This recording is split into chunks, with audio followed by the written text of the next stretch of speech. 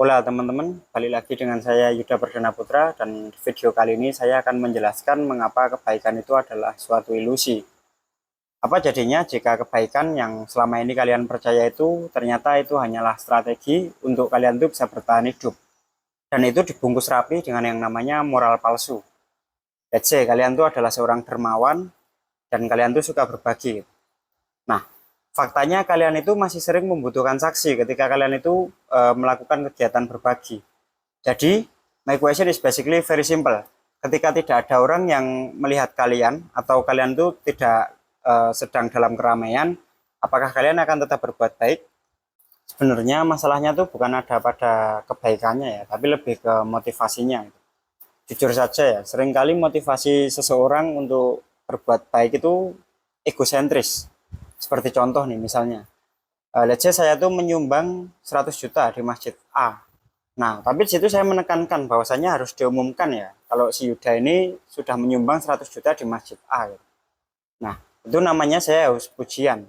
Atau saya tuh ingin pamer gitu. Atau di contoh lain begini, let's say kalian tuh bertemu nenek-nenek yang ingin menyeberang jalan. Nah, kalian tuh di situ ingin membantu ya kan. Pertanyaannya adalah ketika kalian ingin membantu si nenek-nenek ini, itu tuh apakah itu memang dari hati nurani kalian atau kalian tuh hanya takut terlihat jahat gitu. Karena menurut saya begini, once you are a good person, you don't need fucking stats only for escape from society pressure. Dimana kalian tuh memang adalah orang baik gitu. Kalian tuh tidak haus validasi, kalian tidak haus pujian, kalian tidak ingin merasa dicintai karena kalian tuh adalah orang yang baik gitu.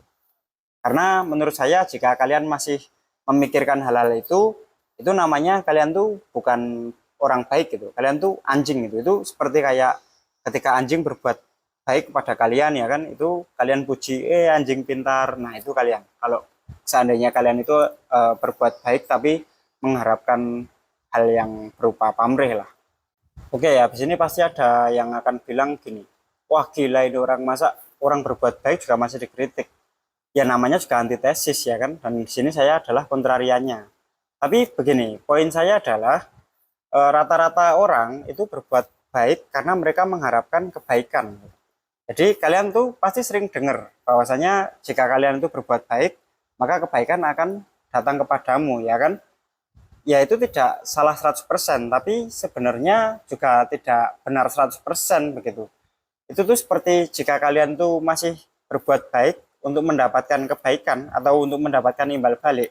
Itu saya menganalogikan seperti kalian itu mengharapkan imbal balik dari caleg yang sudah kalian coblos, yang mana itu konyol. Tapi ya faktanya memang seperti itu. Jadi seseorang itu seringkali berbuat baik untuk mendapatkan at least divalidasi lah. Ya, kalau kalian masih nggak percaya, coba saya beri data ya.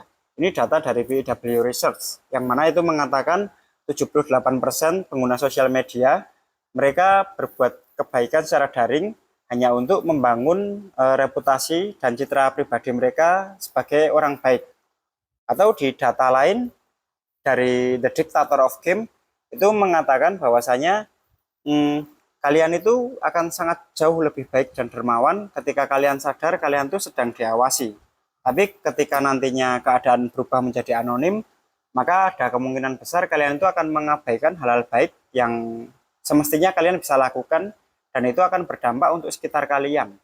Oke, di sini mengapa saya mengatakan bahwasanya kebaikan itu adalah ilusi? Karena saya mengambil perspektif dari Jordan Peterson ya, yang mana dia mengatakan bahwasanya moral is pragmatic, people are good because it works, not because they are virtuous. Yang itu menjelaskan ya, kadang bahkan di circle kita pun ada ya, orang yang ketika sama kita tuh kelakuannya kayak binatang gitu, tapi dia berhasil untuk membangun citra baik di lingkup luar. Yang mana itu membuktikan ya bahwasanya kebaikan itu sangat subjektif. Bisa jadi kita tuh menjadi orang yang baik di mata si A, tapi kita juga bisa menjadi orang yang jahat di mata si B gitu. Yang mana itu membuat kita harus menggunakan topeng dan harus membuat kebaikan palsu hanya agar kita tuh divalidasi bahwasanya kita tuh adalah orang yang baik gitu. Di luar dari itu, relativitas dari kebaikan dan moral itu tuh unik ya.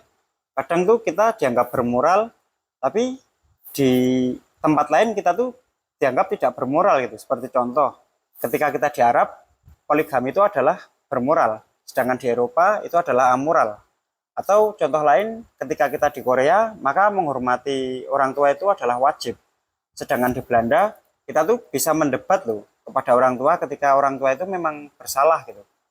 Jadi menurut saya begini, kebaikan itu tidak selalu bermoral dan moral itu tidak selalu benar gitu ya.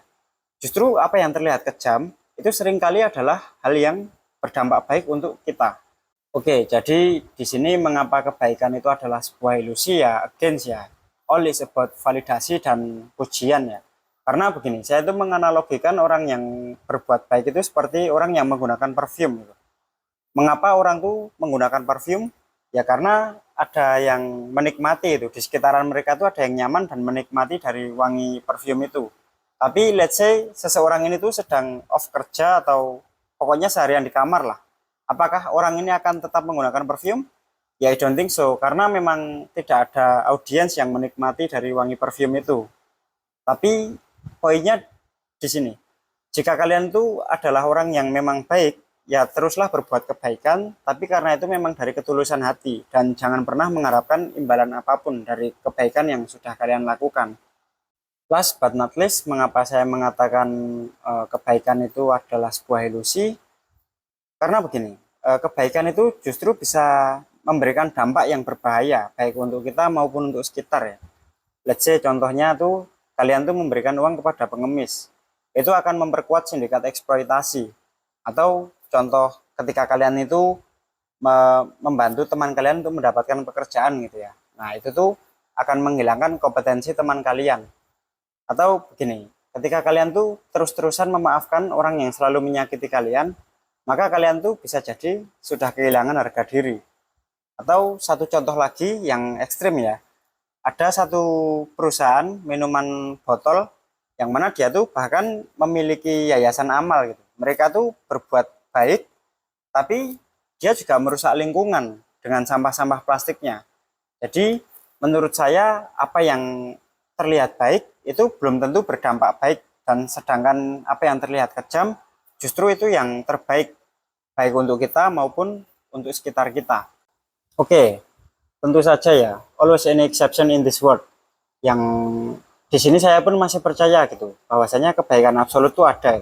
Jadi jika kalian tuh memang benar-benar orang yang baik, teruslah kalian tuh berbuat kebaikan tanpa mengharapkan pamrih apapun ya. Agar kalian tuh nantinya tidak usah repot-repot menutup diri kalian dengan topeng hanya untuk menjaga reputasi kalian gitu. What do you think about our topic today? Jangan lupa untuk like, comment, and share. Dan sebelum saya menutup video ini, seperti biasa, saya akan mengutip apa yang telah dikatakan oleh Socrates ya. Bahwasanya, apa yang kalian dengar, itu bisa jadi hanyalah opini dan bukan kebenaran. Dan apa yang kalian lihat, bisa jadi itu hanyalah perspektif dan bukan fakta. See you guys in the next video, dan kita akan berjumpa lagi di video selanjutnya.